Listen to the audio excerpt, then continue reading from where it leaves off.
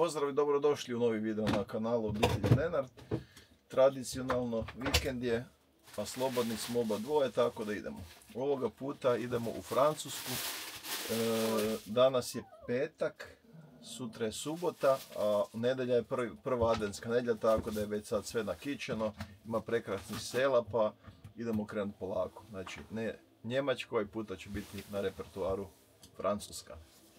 Pođite s nama!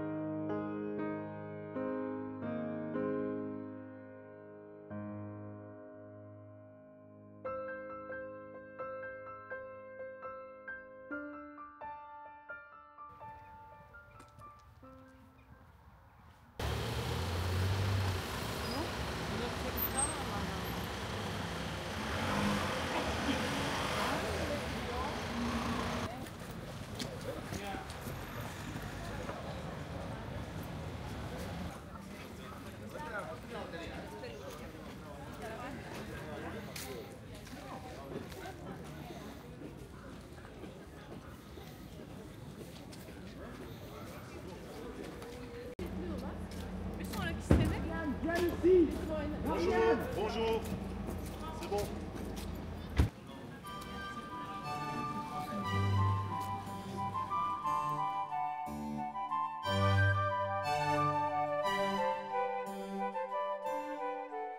Danas smo stigli u jedno od najljepših sela u Francuskoj, Egisheim.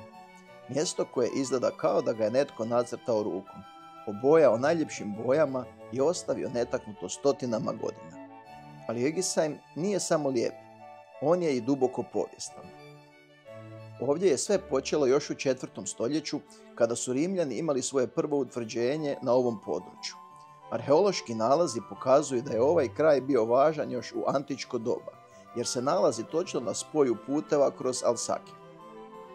Kasnije, oko 11. stoljeća, ovdje se uzdiže prva utvrda plemićke obitelji Egisheim, koja je bila jedna od najutjecajnija u cijelom području današnje Francuske, pa i Njemačke. Najpoznatija osoba iz Egisheima je papa Leon IX, koji je ovdje rođen 1002. godine kao Bruno von Egisheim-Dagsburg. On je jedan od najznačajnijih papa u ranom srednjem vijeku, reformator, borac protiv korupcije u crkvi, čovjek koji je putovao Europom i pokušavao urediti crkveni sustav. U Egisheimu mu je danas posvećena kapelica, a trg u centru sela nosi njegovo ime. Kad stojiš tamo, vidiš spomenik, stari bunar i kuće koje kruže oko trga. Sve podsjeća na to koliko je ovo malo selo dalo svjetskoj povijesti. Selo ima jednu posebnost. Njegove su ulice kružno orijentirane, u koncentričkim prstenovima. To nije slučajno. To je ostatak srednjovjekovne obrambene arhitekture. Kuće su nekad služile kao živi zid oko utvrde. Zamislite, ljudi koji su živjeli u tim kućama bili su dio sustava obrane, pa je sve građeno tako da se selo može lako zatvoriti i braniti. U 17. stoljeću Alsake je često prolazio iz ruke u ruku, između Francuske, Svetog Rimskog carstva i raznih kneževina.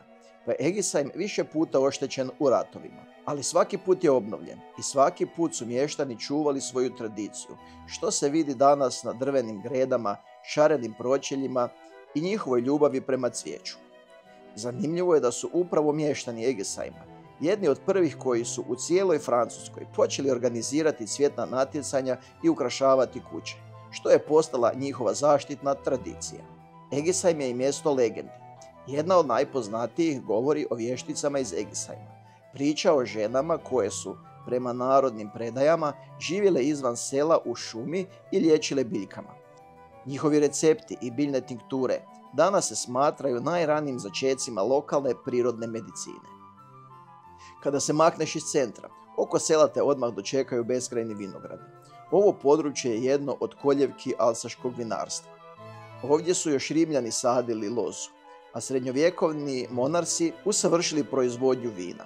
Danas je Egisheim poznat po vrhunskim sortama poput Gewürztraminer, Riesling i Pinot Gris. I mnogi stručnjaci kažu da upravo iz Egisheim vinograda dolazi najkvalitetnije vino u cijeloj regiji.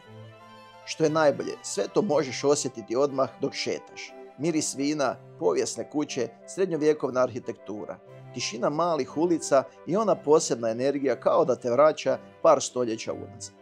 Egisheim te ne impresionira samo pogledom, nego cijelim osjećajem mjesta.